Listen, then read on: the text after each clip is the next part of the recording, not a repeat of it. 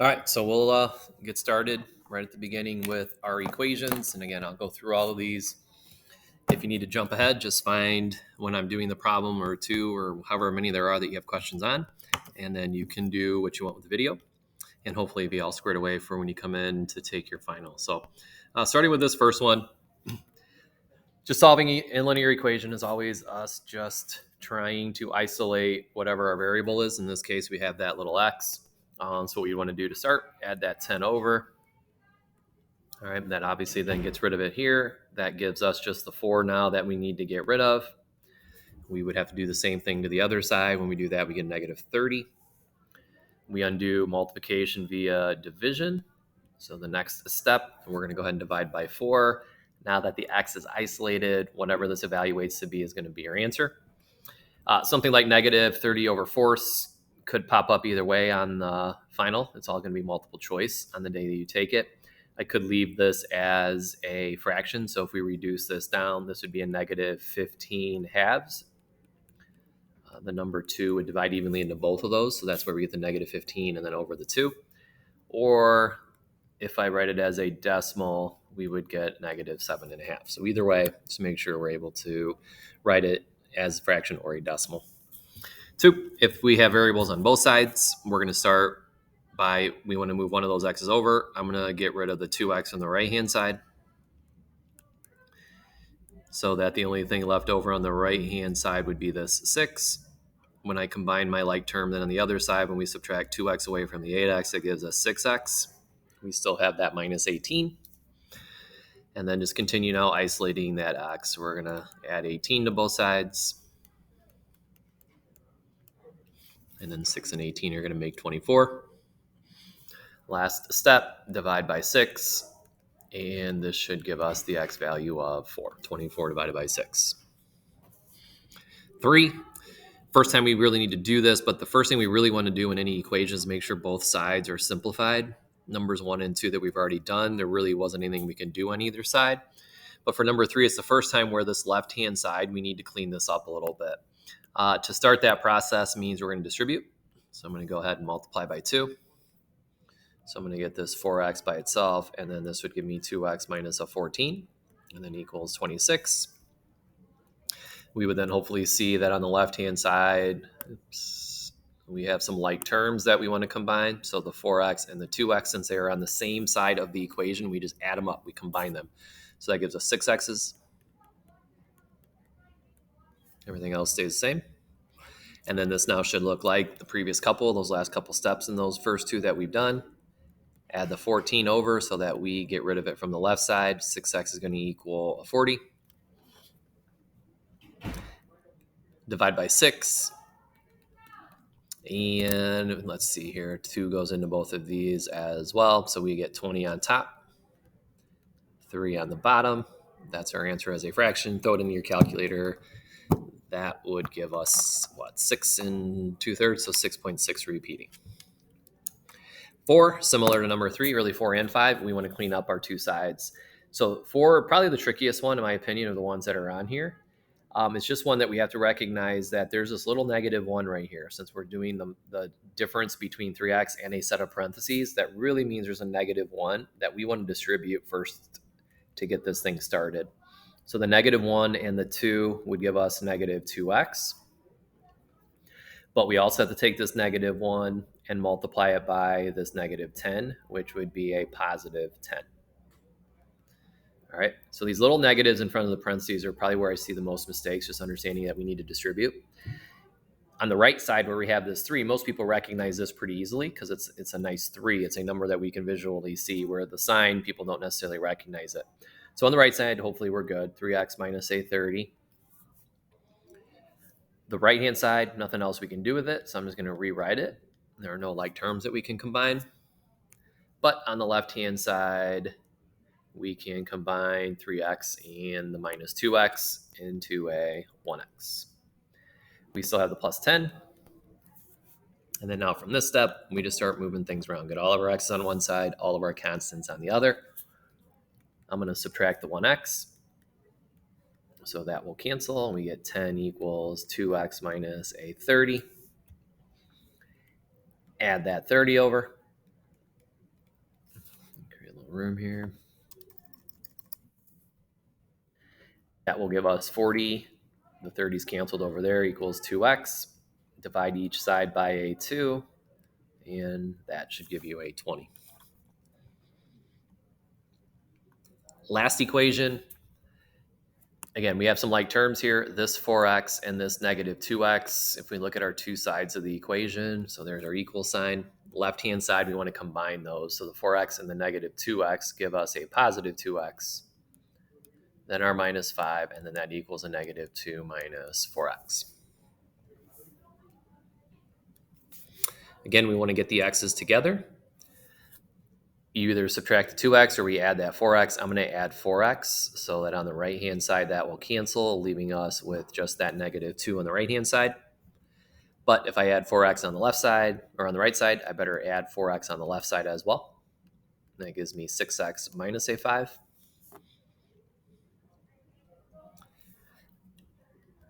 Isolate that variable. So first step, we want to add that 5 over so that then our 6x is by itself, and then that would equal 3. I'm going to show this just to make sure we understand how this should look. This is now 3 divided by 6. So 6 does not go evenly into a 3. So just make sure we're not putting a 2 down right here. If nothing else, rely on your calculator to throw this in and just confirm. But 3/6 is either a 1/2 or 0.5. That's what we started the year with. We did 1 week of just solving equations, remembering how to collect like terms, distribute, move things around. So you're certainly going to get a handful of questions on that. Again, hopefully those will go pretty well. Then what we spent the most time on is all this exponential or all this quadratic stuff. So to kind of get that thing started at the beginning of the year, after we did the equation, we just talked about linear, exponential. We reviewed that very quickly. And then we introduced you to the idea of a quadratic. So when I say determine if the following graphs are linear or quadratic, the word linear has the actual word line spelled in it. So if we look at A, B, and C, there's only one of them that has a line. So that means that must be the linear function. So that's going to be the line. Done with that. The next one that this is what we spent so much time this semester. The idea of a quadratic equation, that is our U. All right. So A is our quadratic. Anytime we had a U-shaped graph, we call it a parabola. A parabola is the graph of a quadratic. We also have parabolas that open downwards, but anytime you have a parabola, which is again kind of like a U-shaped graph, that is a quadratic. Only thing left is your exponential. We talked about this very briefly in this class. You would have talked about exponential functions a lot last year in Math 1, but the only one that's left is this exponential graph. It starts growing slowly, but before long, this thing, exponential functions grow very, very rapidly. Graph should look like that. So this is our exponential.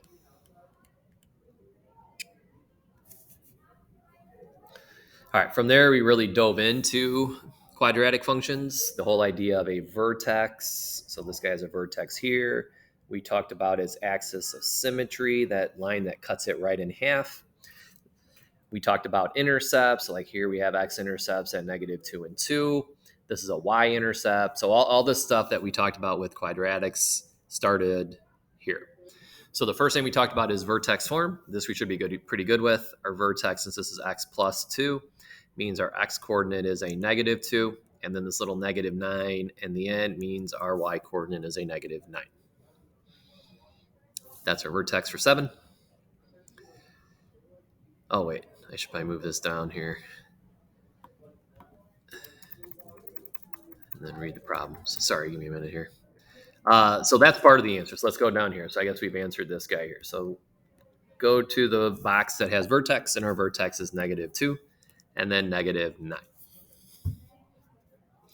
This is what we spent the most time on. It's also, in my opinion, the hardest thing that we do because there's just so many things that we did with the quadratics.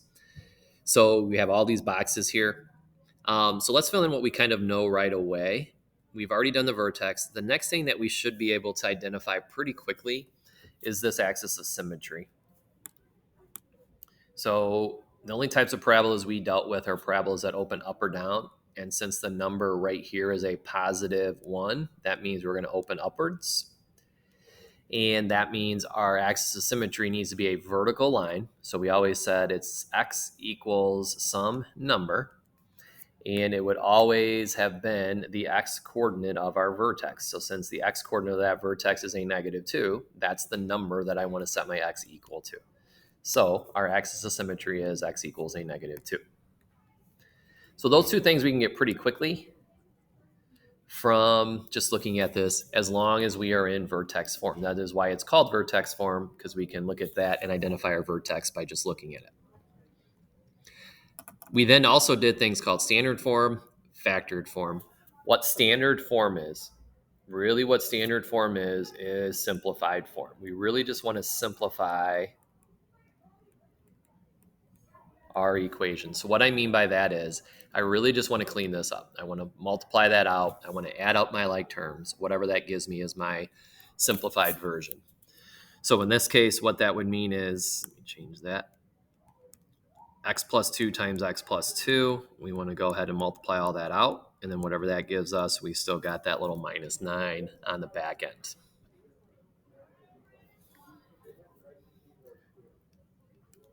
This is us distributing. So x times x, give me an x squared. The x times that +2 is a positive 2x. Then I'm going to take this 2 and distribute. So plus another 2x. And then 2 times 2 is going to be a 4. These 4 terms come from us multiplying those two binomials together. We still have the little -9 hanging out at the end. So our standard form now is us just simplifying this. So the x squared, that's it. No other x squared terms, but we do have like terms right here. That would add up and give us 4x's. We also have like terms right here. The 4 minus a 9 is a -5. Once that is multiplied out, completely simplified, that is our standard form. So that's going to go in that box.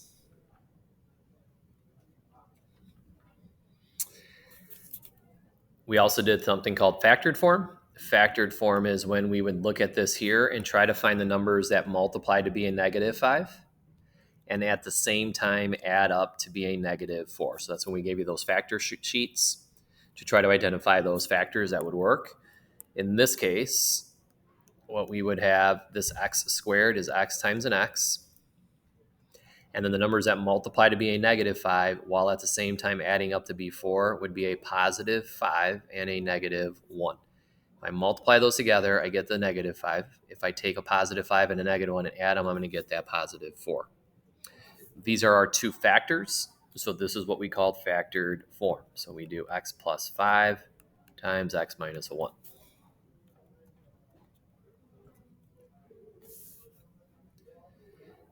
X-intercepts, if you remember, x-intercepts were called a few things. One of the things we called them were our zeros.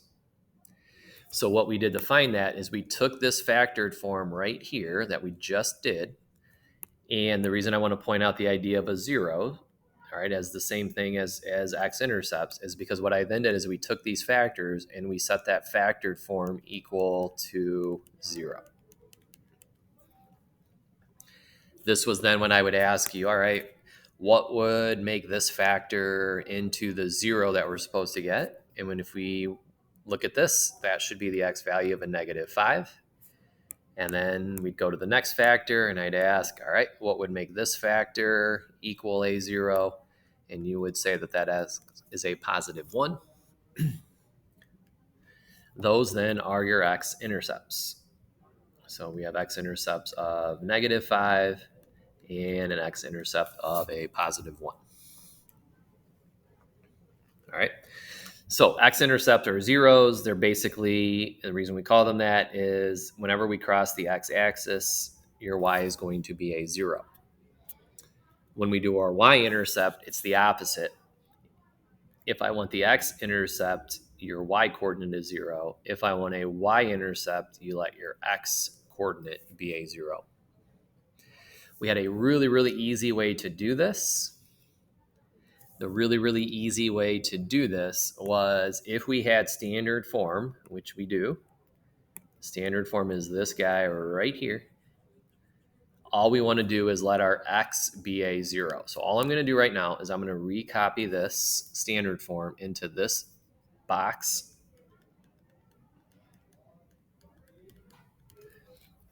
So I recopy that.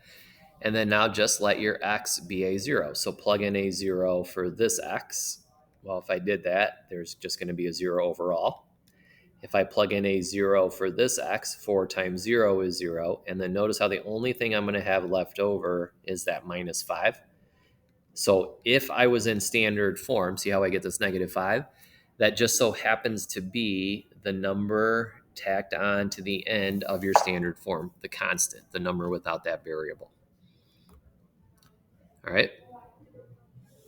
I would then want you to graph it. We have everything now. You could use your calculator too, so don't be adverse to pull out the calculator and just kind of sketch it that way. We know our vertex is going to be -2, -9. We actually know our x-intercepts as well. We're going to cross the x-axis at -5 and a +1. So we'll put a point here and then here. We also know that our y-intercept is a -5, so that's this point right here. To get another point without having to do a whole lot of work, what I'm going to do is sketch in this axis of symmetry. Okay, the line that goes right through this vertex. So notice how this point right here is 1, 2, 3 steps away from the axis of symmetry. So is this point 1, 2, 3 steps away. So if I go to this guy, see how this one is 1, 2 steps away from the right. So if I just go 1, 2 steps away from the left, that would have to be another point on my graph. And then I'd always want 2 points to the left when we did these and 2 points to the right. We now have those. That's got to be our graph. But again, this is going to be a lot of multiple choice, pretty much all multiple choice. Use your calculator.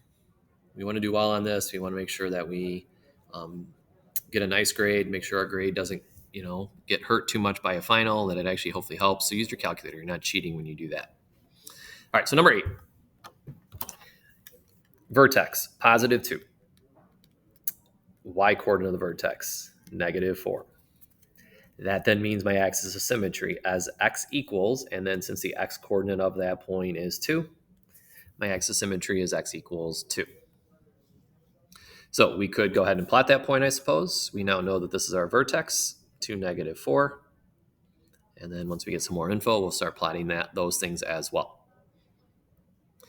Standard form, like I said, is simplified form. So I want to go ahead and simplify this as much as I can.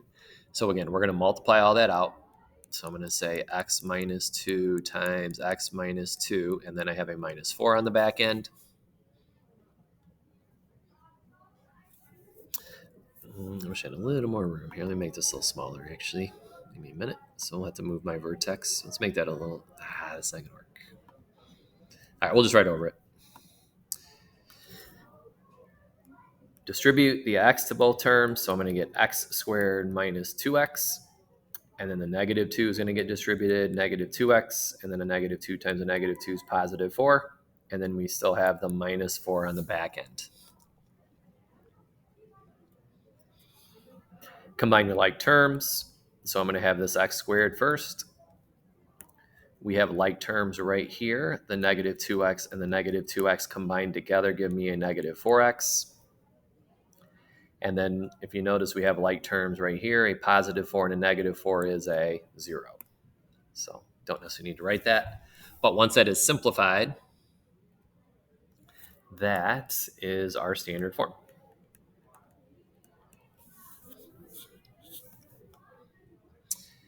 From there, factored form, we now want to go ahead and factor this. So now this is not one of these trinomials. What we actually then did also is, if you remember, there's a greatest common factor. So if we look at this one here, notice how this has 2 x's and this has 1 x. So we talked about, all right, one has 2 x's, one has 1 x's. If we want the common factor, they each have at least 1 x. So then we would factor that thing out. So I'm going to pull that x out. And we would talk about how, well, if I had 2 x's and I'm going to pull out 1, there's only 1 x left over. And then I'm going to have my minus sign. There used to be 4x here, but if I pulled that x out, the only thing remaining is a 4. That's our factored form.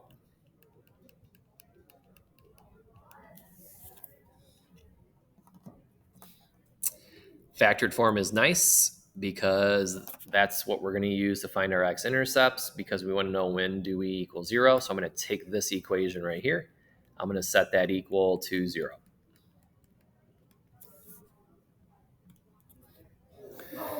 So this factor for sure, what makes that thing a 0 is a positive 4.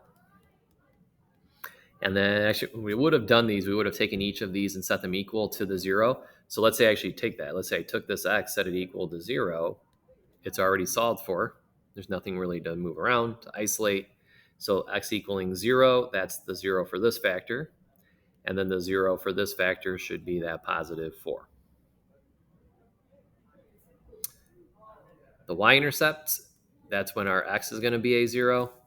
So what we talked about, the easiest way to do this is to look at your standard form right here. So the standard form, I'll rewrite it as x squared minus 4x. Your x or your y-intercept should be the number added on at the end of this. But if you notice, there is no number added on, so that implies there is a 0 hanging out there. So our y-intercept in this case is the y value of 0. Okay. So let's plot our x-intercepts, 0 and 4. Our y-intercept is actually 0 as well. And for what we're going to have to do in the final, we'll cheat a little bit and just use 1 point on each side. That's enough for us to sketch that graph.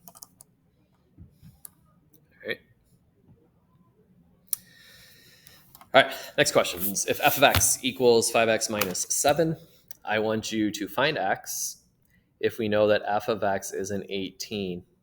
So what that simply means is here is f of x. Here is f of x. I know what f of x is. It's an 18. So what I'm going to do is replace this f of x with what it's equal to, which is an 18. Just a straight substitution. Let f of x be an 18. What you now have is an equation. We just go through. We've already solved the equations today, or at least in this video. Add that 7 over. So we have 5x equals 25. Divide.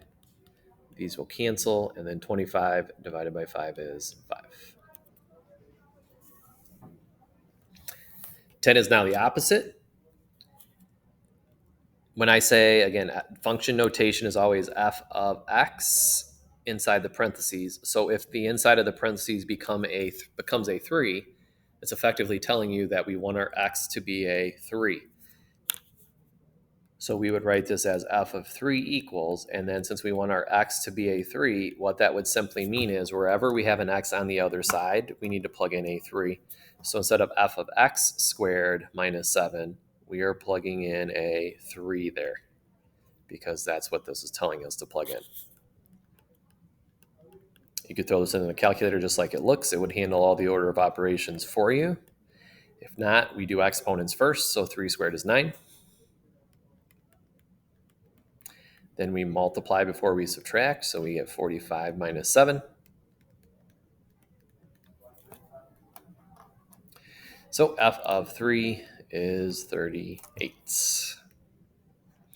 Sometimes I've asked you to write these as points. That just is the point when x is a 3, your y is a 38. Function notation is just a different way of expressing points. All right, this we just did, so this hopefully is fresh in our mind. What I always ask you to kind of do is identify what's our vertex for the v. This has to be a positive 5, positive 1. So we'd plot that point.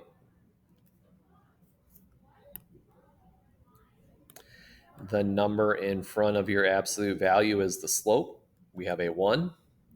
And then if you remember, it is a v, and since it's a positive 1, it opens upwards. So our slope should be a positive 1, negative 1. And when we draw it in, we need to make sure that we're counting that slope off so that it opens upwards. So that would mean from this point, I'm going to go up 1, right 1. Up 1, right 1. Up 1, right 1, up 1, right 1. This is half of our graph. For that negative slope, we talked about how it's easy to think I want to go down 1, right 1, down 1, right 1. But if I do that, I'm going to get a v that opens to the right. And we haven't dealt with that at all. RVs only open up or down.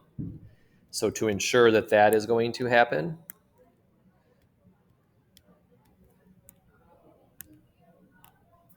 we want, instead of going down one, right one, we go up one, left one. Up one, left one, up one, left one, up one, left one, up one, left one. And then this is the one that has the slope that is a -1.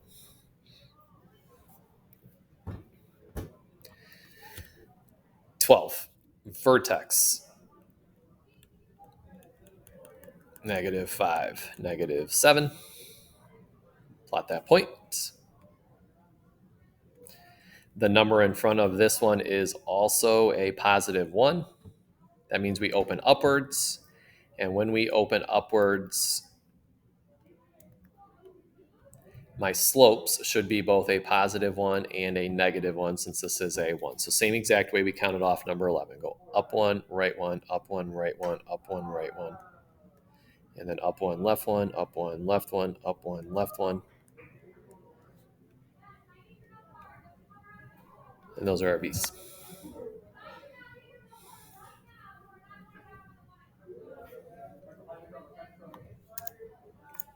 All right, rate of change. We just got done doing this too. The idea of a rate of change, we've talked about the word speed. We've talked about how quickly we are moving. But in the pure algebra sense of the word, the rate of change is your slope. If I give you 2 points, this is our good old-fashioned slope formula. Subtract your y's, y2 minus y1 over x2 minus x1. So the y coordinate, I'm just going to erase. The y coordinate in the second point is this -16. So I'm going to slot the -16 in right there.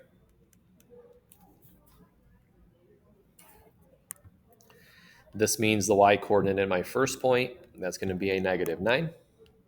So I'm going to slot in the -9 right here. What you would then notice, not uncommon, we create that little double negative so that it actually turns into a -16 plus 9, which is a -7. That's our numerator. Denominator, these are our changes in x. So I want the second point's x coordinate. That's a -13. And then I want to subtract. And then I want the x in the first point, which is a -3. Oh, wait, what am I doing? Let me do that over here. So -13. Then I'm going to have that minus sign. And then the x in the first point is a -3. Another double negative. We add those, should be -10. While -7 over -10 is 100% correct, when it's multiple choice, we never really leave a negative divided by negative. We would just know that that's a positive. Negative divided by negative is positive, so that answer would get written as 7/10. 14, same thing, slope. The way we're going to kind of identify this is we talk about like change in y in the numerator over your change in x. So this is your y values. So if we just kind of look how our y values are changing here, we're going down 2, down 2, down 2, down 2. So my change in y is a -2. And my corresponding x's, as I do down the x column, is I increase by 3, I increase by 3, I increase by 3. So that's a +3. That's my slope.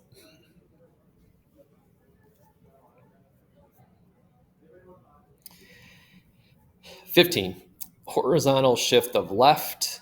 So this is based off, we talked about the idea of a parent graph. This is x squared. So this here, adding that 2 at the end, that means we're going to go down 2. If I do an x plus an 8, this is the one that tells me that I'm going to go left 8. So this is going to be my answer. If I did x minus a 12, this actually means I would have gone right 12. So that's the way that we're not, that is why we're not picking that one.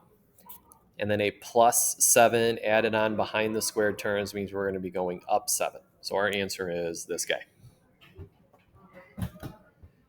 If I want to go down, This here, x minus a 1, means we would have gone right. So we're not picking that as our answer. If I add a 10 at the back end of it, behind that square term, this means I actually go up. So we're not going to pick that one. And x plus a 5 means I would have moved left. I would have shifted our graph left. The one that shifts us down is if I have a negative number behind our squared term, that constant there at the end. That's that. In letter D, -3. So that's our answer. All right, 17. These we should be able to get. Hopefully nobody's watching me for this one. We should know that this x coordinate, since x plus 6, means our x coordinate is actually a -6. And then the -2 means our y coordinate's a -2. Same here. Since this is x plus a9, that actually means my x coordinate is a -9. And then my y coordinate would be that -1 right there.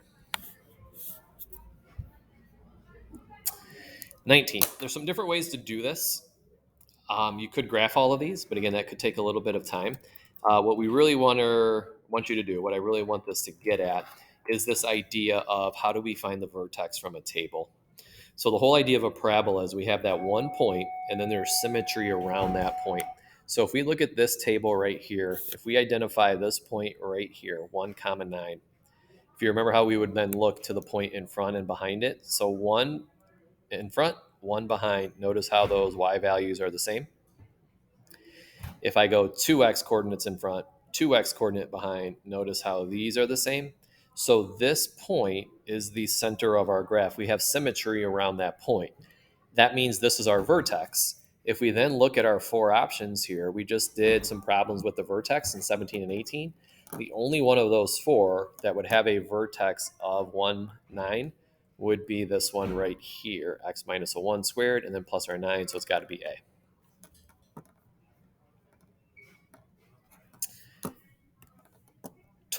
Similar. If we can find that point that looks like we have some symmetry here, so if we look at the point 5, 8, that number point in front and behind has the same exact y value. So our vertex has to be 5, 8. Well, if we look at our 4 options, this one, this one, this one, and this one, the only one that has a vertex of 5, 8 is letter D.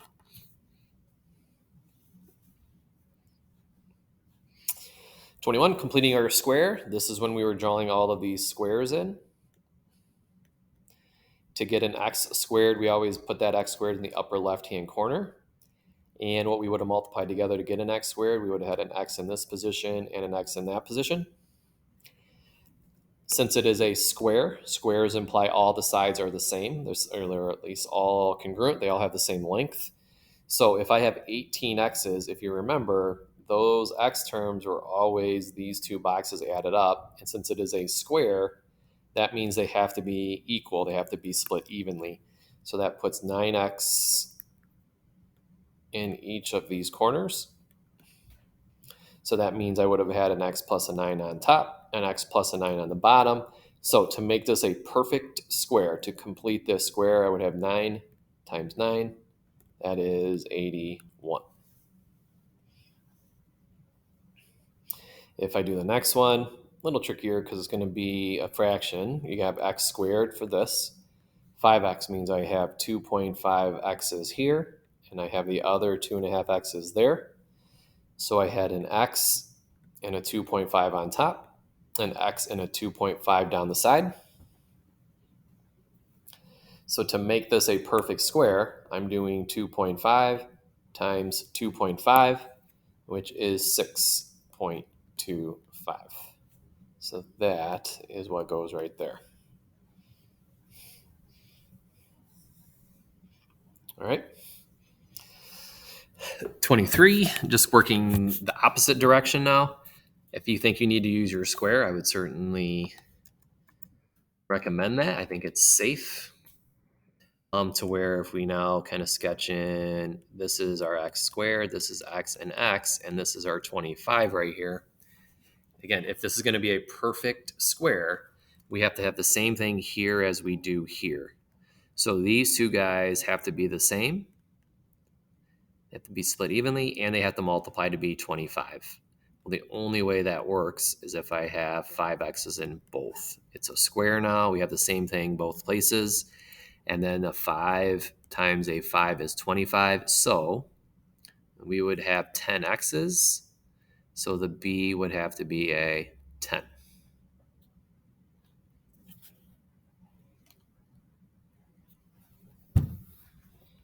(24), same idea. If I kind of sketch this out, this is an x squared, this is a 100. If this is, again, a perfect square, which it is, then whatever I put here and here have to be the same. They also need to multiply to be 100. So the only two numbers that I could multiply together to get a 100 and be the same number are 10s. So this has to be a 10x and a 10x. So the number of x's that I would have to have would be 20. So b needs to be 20.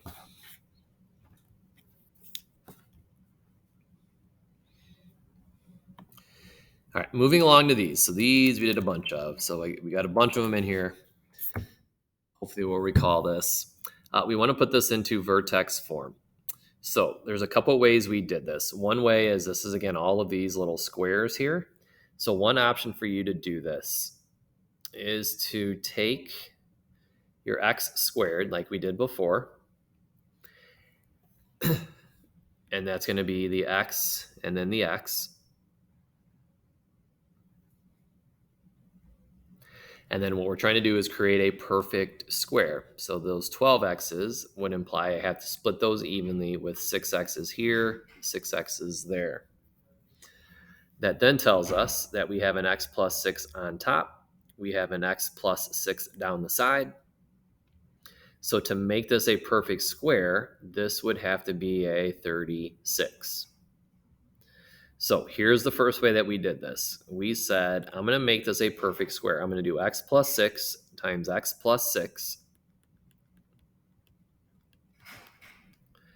But then if you recall, we never really wrote it like that. This is just repeated multiplication. So instead of writing 2x plus 6's, we just wrote it using that squared term.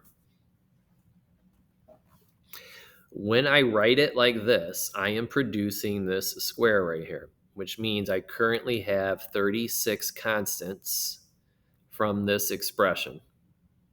I ultimately only want to end up with 23 constants. So if I'm currently at 36 and I only want 23, I would need to decrease this 36 that's found in here by 13. That would give me a 23. We eventually were pretty good at that. It's been a while. If you like that, you remember it, then do it that way. The other way that we did it, it's similar. We just didn't necessarily draw the square out, but what I would have you do is take these first two terms, x squared plus 12x, then we'd leave a little space, and then I would add that 23 on the back end. So right now, this and this are the same. We just wrote a little bit differently, but we didn't add anything, we didn't subtract anything. We still have the same three terms. But what I would then do is say, what would we need to add right here to make a perfect square? And that's largely what we just got done doing up here. All right, what do we need to add to make these a perfect square? And we would hopefully understand that if I had 12x's here, if I drew my square, I would have had 6x's up here. I would have had 6 down there. So to make that a perfect square, it would have been 36, all right, just like we got on the left-hand side. So to make that a perfect square, I do 36. But then now I've added a 36 that wasn't in this original problem. So I'd have to then subtract 36 on the back end. And what we would then get is this guy here, the x and a 6, x and a 6, so x plus 6 squared. And then just like we got the other method, we still get a negative 13 on the back end.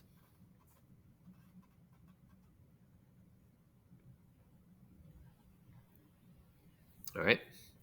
So for 27, whatever method you prefer, that's what I would suggest. I'm going to do it the quicker method, at least in my mind, where I'm going to just write it with the same three terms initially. But then what I'm going to do is create a perfect square right here. So if I kind of did one of these little square models, if I had 22 to split evenly, I would have had 11 here, 11 here. So a perfect square would give me 11 times 11, which is 121. So I'm going to add 121 right there. That means I need to subtract 121 right there.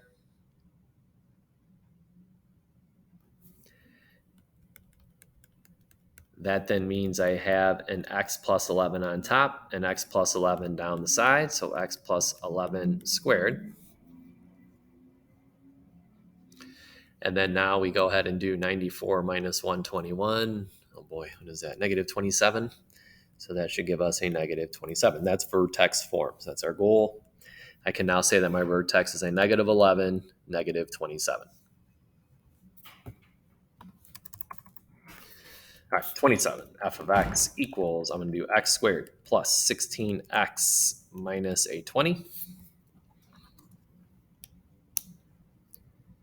To make a perfect square, I want to add that number in that bottom right-hand corner of all of our little square models that we've been doing. So if I have 16 x's, that means I would have had 8 x's here, 8 x's there. 64 would make this a perfect square. So that's then what I've got to subtract away from that constant in the back. So I end up with 8 or x plus 8 squared. That's what we would have had over here. And then we combine these like terms into a negative 84.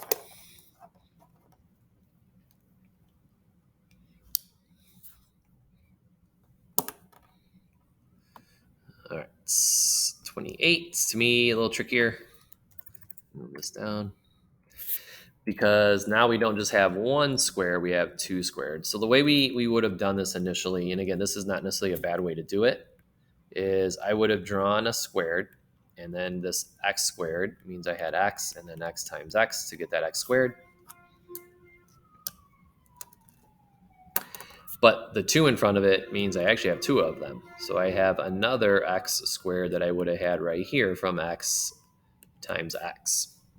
So this 20x, instead of splitting it evenly between just 2 of them, we actually have to split those 20x evenly amongst 4 different squares.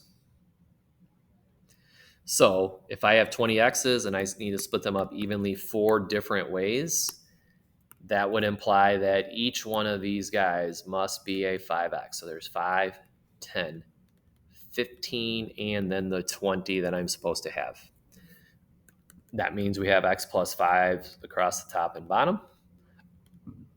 And then to complete our square, this bottom right-hand corner in each of these is a 25.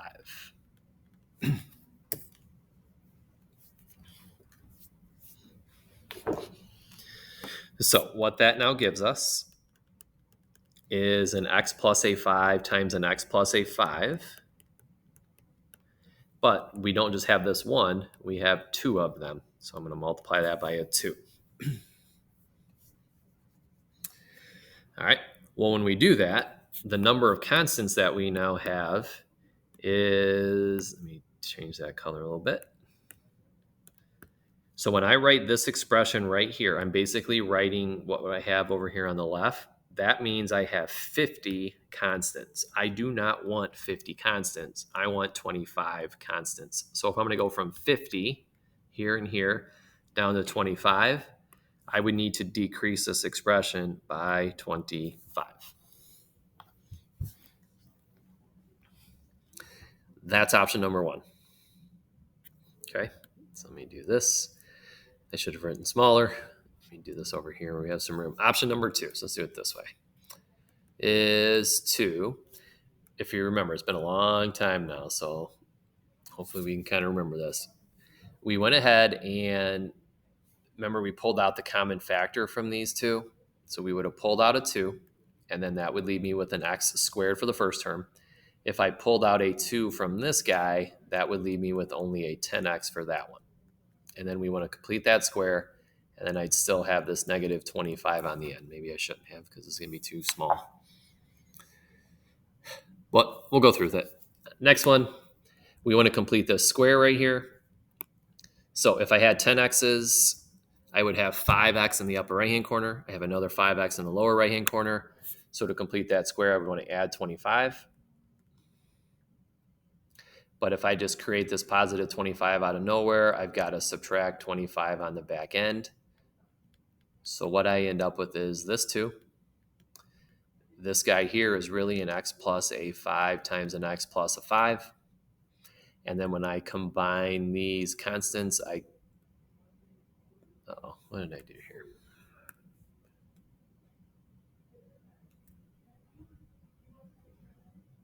Oh, yeah, time out here. A couple issues, apologize here. This should have been a positive 25. And then what I was about to do here is subtract 25, but recall this isn't just a 25 because we have 2 of them.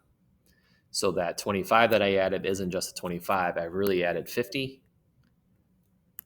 So we want to be subtracting the 50 from right there. And then 25 minus 50 gives us that negative 25. Even I am a little rusty with these guys. It's been so long.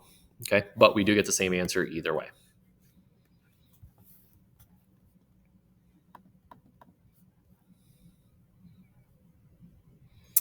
$29. Again, you would have a calculator. So if you wanted to graph these, that would be totally fine. But there should be some easier ways to kind of go about this. Ideally, I can just look at this here. And if I know my vertex is a -1, and then this is -5, -6, -7, -8, look to see if any of those have a vertex of -1, -8. There's only 2 in vertex form. So if we look at this one, this would imply our vertex is at 1, -5. That clearly is not our vertex, so it can't be B. If I look at this one, this is in vertex form. That vertex is a -1, which is nice because that's our x coordinate, but the y coordinate is a -5. That's not our y coordinate of our vertex, so it's not that one. So then it's got to be either A or C. And again, you can use your calculator. There's a lot of different ways you can do this. But what I really wanted you to just understand is this parabola opens upwards. So of the 2 remaining equations here, notice how the number in front of x squared here is positive. That implies this parabola should be opening upwards. The number in front of this x squared term is a negative. And that negative is how we knew if we opened up or downwards. Since this one is opening upwards, we would have to say that A is our answer.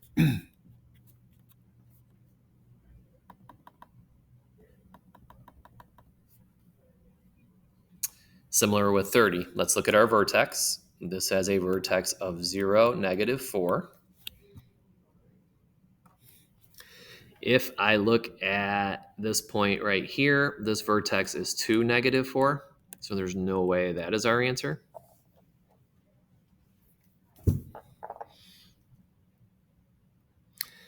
If we then look at letters C or A, C, and D, we do have this one that's going to have this vertex of 0, -4. Probably going to be our answer. All right, let's check one other thing. Remember the zeros that we did earlier? Let's see what our x-intercepts for this one is, because we don't really know what this vertex is. If I ask you what that vertex is without doing some work or graphing it on our calculator, those are not in vertex form. Those are what we would call standard form. So that's a little bit harder. So the other way I'm going to do this is let's go ahead and find our x-intercepts for this. So on the ones we did earlier in the packet, we would have found our x-intercepts by setting this equal to a 0.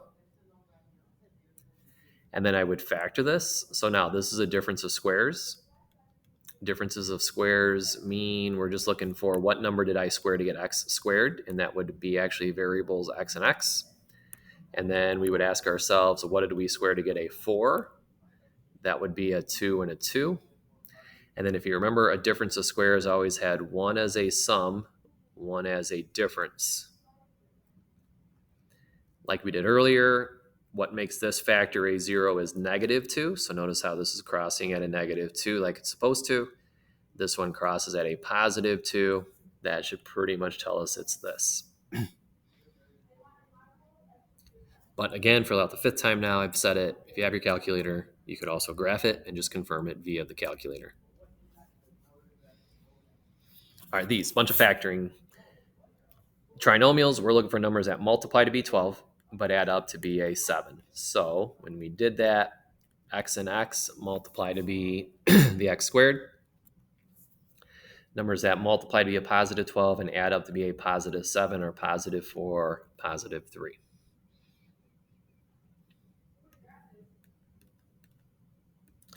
$32. The x and the x multiply together give us that x squared, and then the numbers that multiply to be 15 and add up to be 8 are a positive 5, positive 3. So those are the factors for that one. Now we have our difference of squares. We just did one up here. A difference of squares means I have a subtraction problem. So it's a difference. That's what the subtraction or the word difference means, subtraction. And it needs to be of two perfect squares, which they are x squared and 25. So what we square to get x squared is x and x. And what we square to get 25 is a 5. So we put one here, one there. One's a sum, one's a difference. Another difference of squares. This should be x plus 7, x minus 7.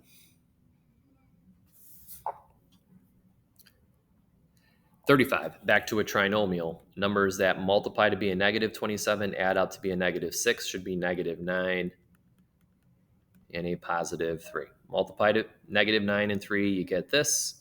If you add a negative 9 and 3, you get the negative 6. 36.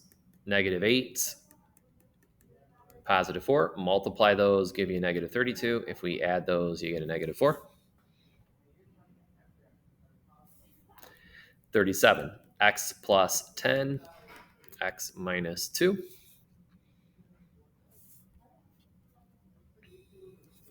38. X plus 7, x minus 3.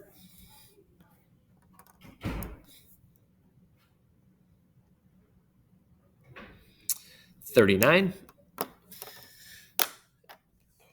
One option, graph it on the calculator, find your vertex on the calculator, and then we know our line of symmetry is always x equals whatever that number is. That's the x coordinate on your vertex.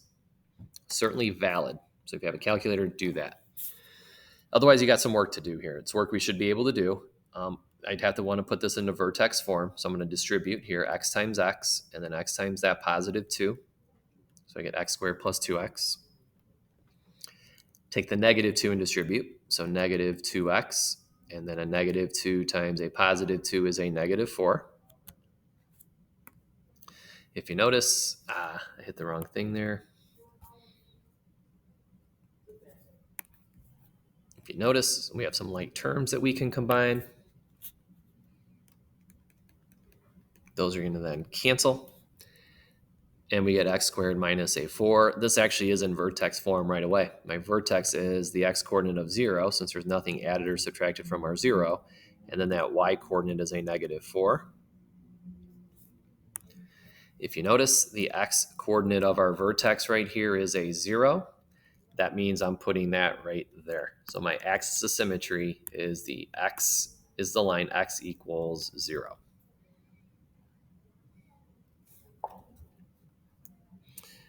$40, line of symmetry for this guy. Same process. We want to go ahead and distribute this. Or again, if you're just jumping right to number 40, what I said in number 39, you could graph this on the calculator. Enter it on the calculator, find your vertex, and then know that your line of symmetry is just x equals whatever the x coordinate of the vertex is going to be. If you're not going to do that, we need to do the work. So x times x is the x squared. X times a negative 3, negative 3x. Then the 1 we need to distribute, so 1 times x. And then the 1 and the negative 3 make a negative 3.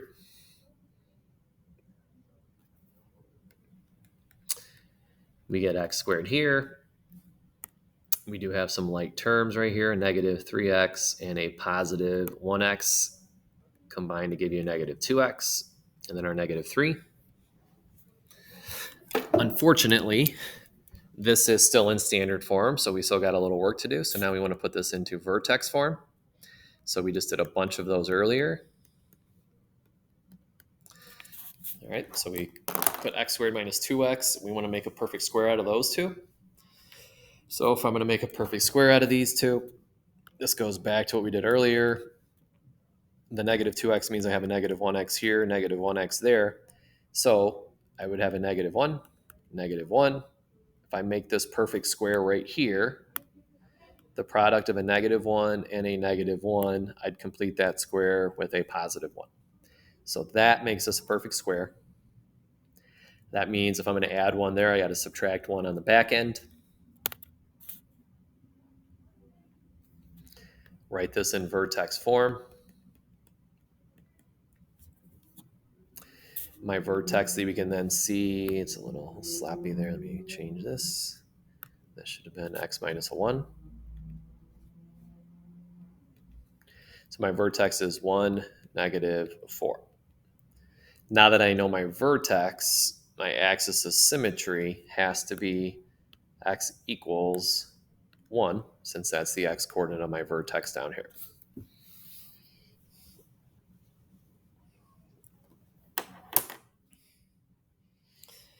All right, next handful of questions. A little bit more familiar to us, something we've done somewhat more recently. Solving equations using, in this case, our square root method. So what we talked about with these, we always want to isolate our squared term. And so we want to get that expression by itself. Right now we have that 4 getting multiplied by it. So our first step here to undo that multiplication is we want to divide by 4. These then cancel, and we get x minus 4 squared set equal to 25.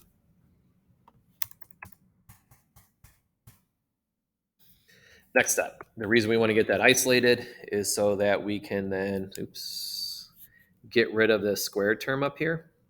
So we had this squared, we want to get rid of that. The way we get rid of squareds are with square roots. So what we do is we take the square root of the left-hand side, the square and the square root cancel, leaving us with just the x minus a 4. But like any equation we've done over the last handful of years, we've been solving equations. Anything I do to the one side, I've got to do to the other. So since I just took the square root of the left-hand side, that means I better be taking the square root of the right-hand side. This is then when we were first introduced to that whole little plus minus sign. There are two solutions to this radical, both a positive solution and a negative solution. So the square root of 25 is 5, but we could have a positive 5 or a negative 5. It's at this step then where we first started to set up our two different equations. We would say x minus 4 equals the positive 5. We would also say that x minus 4 has to get set equal to the negative 5. And then we would solve both of those equations. That we should be able to do. Add 4 to both sides. In this one, that yields a 9. When we add 4 to both sides in this one, we get a -1. Those are both our solutions.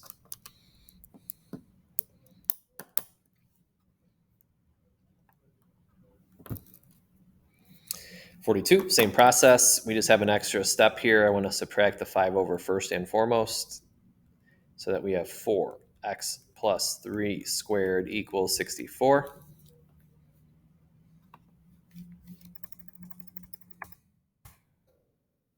Next thing we want to do then to get, again, what our goal is try to get this guy by itself. So we got rid of that 5. Now to get that by itself, I need to get rid of this 4. We would do that via division. And I now have the x plus 3 squared isolated, which was our goal. What we end up with on the other side, 16.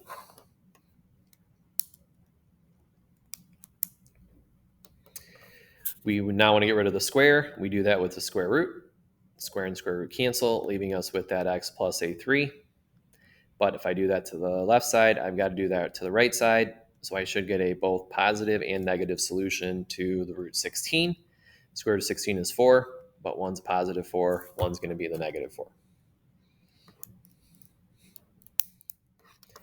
Set up our two equations. One, we do the x plus 3 equals a positive 4. The other one, we do the x plus 3 set equal to a negative 4. So I do the x plus a 3 and then let it equal negative 4.